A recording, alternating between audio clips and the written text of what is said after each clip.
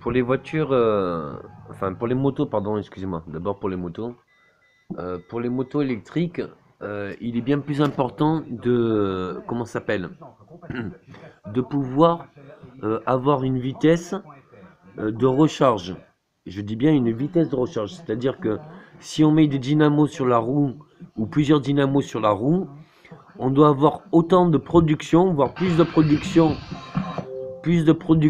que ce que l'on en a besoin. Si on a plus de production que ce que l'on a besoin pour alimenter le moteur, on peut recharger les batteries.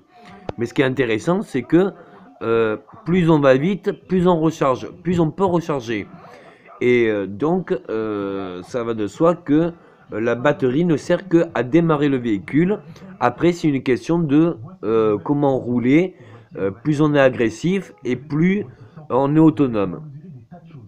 Essayer de faire des régulateurs pour pas flinguer les batteries et surtout des variateurs pour pouvoir justement avec condensateur pour pouvoir accentuer l'autonomie des voitures. Le problème des véhicules électriques, c'est l'autonomie. Maintenant, pour la vitesse, prenez comme sur le vélo le pignon et la grosseur des pignons. Euh, un pignon, un pignon, comment ça s'appelle? Un petit pignon et un petit pignon, un tour fait un tour. Un gros pignon et un petit pignon, ça fait un tour est égal à 4 ou 5 tours. Donc du coup, vous pouvez récupérer la force avec des différentiels de grosseur de pignon. Et c'est comme l'engrenage, quoi. Hein, c'est le même principe. Bien sûr, plus vous ferez de l'autonomie ou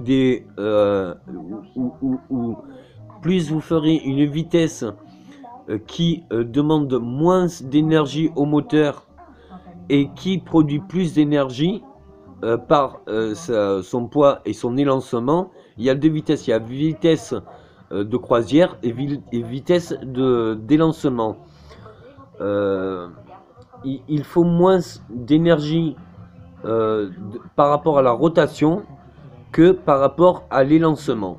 Mais avec l'élancement, on récupère de l'énergie. Donc du coup, c'est un calcul bien à faire, mais c'est possible.